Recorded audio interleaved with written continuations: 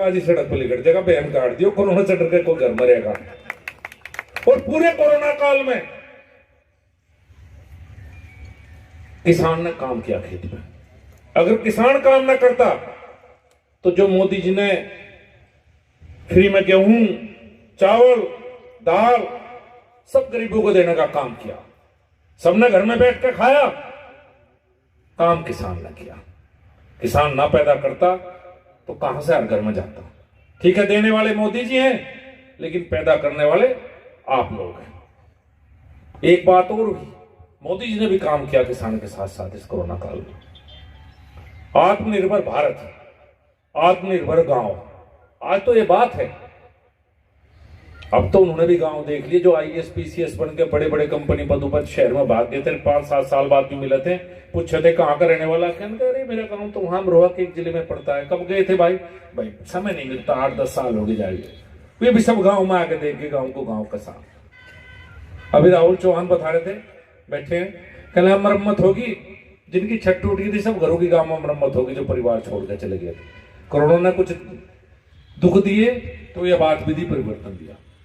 और इसी समय में मोदी जी ने सोचा कि देश को आत्मनिर्भर बनाना है, अपने पैरों पर खड़ा करना है। आप बैठे हैं, कहना मरम्मत होगी, जिनकी छत टूट गई थी सब घरों की गांव में मरम्मत होगी, जो परिवार छोड़ के चले गए थे। कोरोना ने कुछ दुख दिए तो यह बात विधि परिवर्तन दिया। और इसी समय में मोदी जी ने सोचा कि देश को आत्मनिर्भर बनाना है, अपने पैरों पर खड़ा करना है। आपको पता एक ऑर्डिनेंस का एक पिस्टल आवे छोटा सा, इसे छोड़कर इस देश में कोई हथियार नहीं बढ़ता था।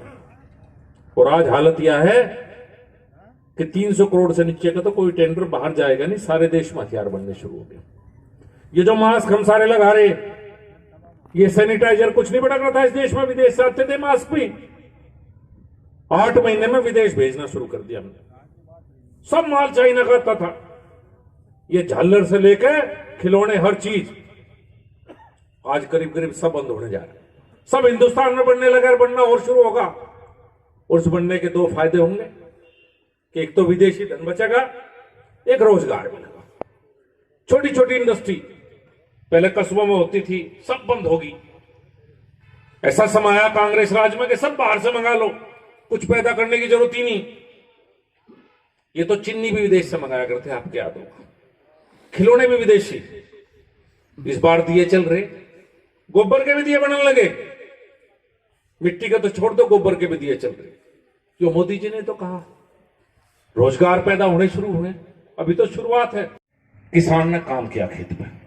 अगर किसान काम न करता तो जो मोदी जी ने फ्री में गेहूं, चावल, दाल सब गरीबों को देने का काम किया, सबने घर में बैठ कर खाया, काम किसान ने किया। किसान ना पैदा करता तो कहां से हर घर में जाता। ठीक है, देने वाले मोदी जी हैं, लेकिन पैदा करने वाले आप लोग हैं। एक बात और भी, मोदी जी ने भी काम किया किसान के साथ साथ इस कोरोना काल में। आत्मनिर्भर भारत, आत्मनिर्भर गांव, आज तो ये बात है। चेतन जी आपके क्षेत्र के प्रभारी थे, क्या यादें जुड़ी हुई? देखिए, बहुत ही अच्छे इंसान, मृदुभाषी, सबको साथ लेकर चलने वाले, व्यक्तिगत स्नेह रखने वाले व्यक्ति चेतन जी थे। अच्छा, अगर बात की जाए तो जिस तरीके से मैं व्यक्तिगत रूप से कभी किसी समुदाय के खिलाफ नहीं रहा, लेकिन अगर समुदाय में कोई व्यक्ति बदतमीज रहा है या जिसके कर्म अच्छे नहीं है, उसके खिलाफ मैं जरूर बोल रहा हूँ। किसी समुदाय के खिलाफ बोलने की कोई आवश्यकता नहीं। हमारी पार्टी में भी अल्पसंख्यक समुदाय से कई लोग हैं, मंत्री हैं, मेरे बड़े अच्छे मित्र हैं, और सांसद हैं, प्रदेश में मंत्री हैं, सब तरह के लोग हैं। मैं व्यक्तिगत रूप से ये बात गलत है कि मैं उनके खिलाफ रहा हूँ, लेकिन अगर कहीं कोई गलत करता है तो उसे गलत कहा जाता है। लोकसभा बुरके में वोटिंग को लेकर आप क्या कहेंगे कि इस बार होनी चाहिए या फिर बिना बुरके के? मैं पहले भी मेरा यही था, आज भी मेरा यही है। आप समझने का प्रयास कीजिए, अगर कोई बुर्का पहनता है उसका अधिकार है, वो पहन सकता है, पहनना चाहिए, कानून ने उसको अधिकार दिया है। ये धर्मनिरपेक्ष देश है, यहाँ सबको अपने। मैंने कहा जिस समय पे आप वोट डालते हैं, जिस समय चाहे महिलाओं की ड्यूटी लगाइए अंदर, जो आईडी से चेहरे का मिलान हो जाना चाहिए। महिलाओं की ड्यूटी लगा दीजिए, लेकिन आईडी से चेहरे का मिलान होना चाहिए। तो इस चुनाव में भी खतरा रहेगा बुरखे? देखिए, ये तो मेरी प्रत्याशी साथ बैठी है, वो बताएंगे। मेरा तो एक सैद्धांतिक बात है कि चाहे महिला लगाओ, चेहरे से आईडी से मिलान होना चाहिए दोनों का आपस में। चलिए sir, thank you very much, धन्यवाद। जाएंगे उसमें देखेंगे। अच्छा, इसके अलावा बात की जाए तो अभी अखिलेश यादव ने निशाना साधा है मायावती पे, उन्होंने पलटवार किया है, तो उसको लेकर क्या कहेंगे आप? आज ही अखिलेश यादव जी ने पलटवार किया है। देखिए, उनका आपसी मामला है। उन्हें अच्छी तरह पता है कि 2022 में भारतीय जनता पार्टी की सरकार आने जा रही है। टोटे में लड़ाई हुई है भाई, अब टोटा चल रहा है उनका।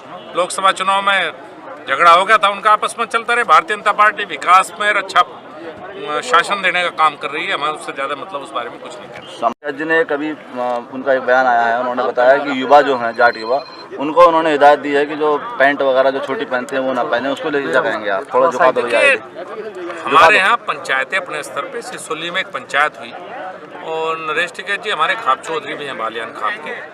तो हाँ, गांव वालों ने ये किया है कि कुछ जो ऑब्जेक्शन आए थे कि लड़के छोटे कपड़ों में, इस तरह के कपड़ों में लड़के घूमते हैं, तो उनकी तरफ से गांव का एक निर्णय था, इसे उसी गांव के संबंध में रहने दिया जाए, इस बात को गांव से बाहर न ले जाए। तो इस कि इस उपचुनाव में भी ये मैं आज भी उस मुद्दे पर कायम हूँ। मेरी बात आज भी जायज़ है। चुनाव आयोग हो या कोई भी हो, मेरी बात को गलत सिद्ध नहीं कर सकता। जब आप आईडी से फोटो चेहरे का मिलान नहीं करेंगे, जब तक कानूनी रूप से वोट नहीं दी जा सकती। मेरा आज भी ये कहना है कि हर जगह हमेशा चुनाव में, कोई भी चुनाव हो, जब तक आपका चेहरा देख कर नहीं करेंगे तो आईडी से कैसे वोट देनी जा सकती है? तो इस बार आप चुनाव में क्या होना चाहिए? मैं तो कहता हूँ हमेशा हर चुनाव में चेहरा देख के वोट डालनी चाहिए। बिना चेहरे के आप मिलान कैसे करेंगे किसकी वोट है किसकी? बसपा सुप्रीमो मायावती जो नरेश टिकैत जी हैं, नरेश टिकैत जी ने कभी उनका एक बयान आया है, उन्होंने बताया कि युवा जो हैं, जाट युवा, उनको उन्होंने हिदायत दी है कि जो पैंट वगैरह जो छोटी पहनते हैं वो ना पहने। उसको लेकर क्या कहेंगे आप? देखिए, हमारे यहाँ पंचायतें अपने स्तर पे, सिसोली में एक पंचायत हुई और नरेश टिकैत जी हमारे खाप चौधरी भी हैं, बालियान खाप के। तो वहाँ गांव वालों ने ये किया है कि कुछ जो ऑब्जेक्शन आए थे कि लड़के छोटे कपड़ों में, इस तरह के कपड़ों में लड़के घूमते हैं, तो उनकी तरफ से गांव का एक निर्णय था, इसे उसी गांव के संबंध में रहने दिया जाए, इस बात को गांव से बाहर न ले जाया जाए।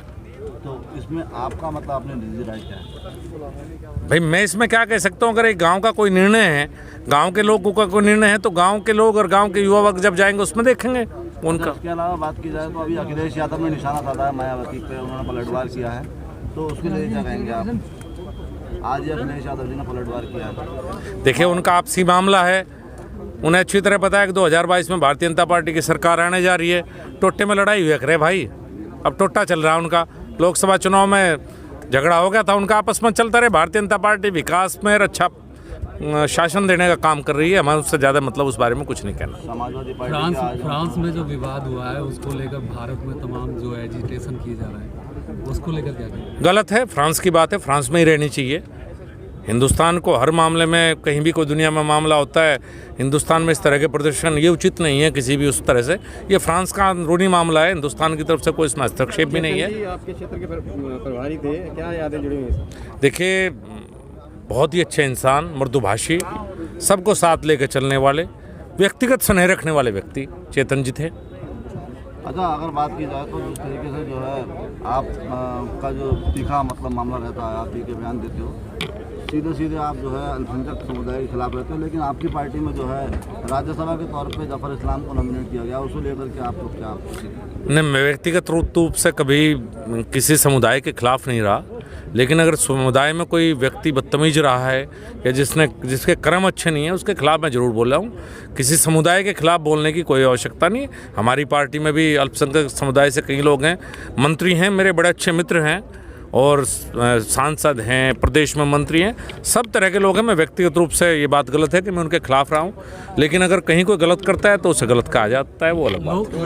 लोकसभा चुनाव में आपने एक मुद्दा उठाया था गोरखे में जो फर्जी वोटिंग का, तो अब क्या लगता है कि इस उपचुनाव में भी ये? मैं आज भी उस मुद्दे पर कायम हूँ, मेरी बात आज भी जायज़ है। चुनाव आयोग हो या कोई भी हो, मेरी बात को गलत सिद्ध नहीं कर सकता।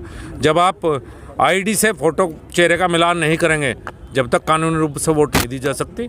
मेरा आज भी ये कहना है कि हर जगह हमेशा चुनाव में, कोई भी चुनाव हो, जब तक आपका चेहरा देख कर नहीं करेंगे तो आईडी से कैसे वोट देनी जा सकती है? तो संभव है। चुनाव में क्या होना चाहिए? मैं तो कहता हूँ हमेशा हर चुनाव में चेहरा देख के ही वोट डालनी चाहिए, बिना चेहरे के आप मिलान कैसे करेंगे किसकी वोट है किसकी नहीं। बसपा सुप्रीमो मायावती ने बीजेपी को समर्थन दिया है। कल डिप्टी सीएम आए थे, उन्होंने कहा कि हमारा बीजेपी से बसपा से कोई मतलब नहीं है। कहीं समर्थन नहीं दिया। बसपा अलग चुनाव लड़ रही है, हम अलग चुनाव लड़ रहे हैं। आप अमरोहा में देखिए, बसपा का उम्मीदवार है, भाजपा का उम्मीदवार अलग है, हमारा उनका कहीं।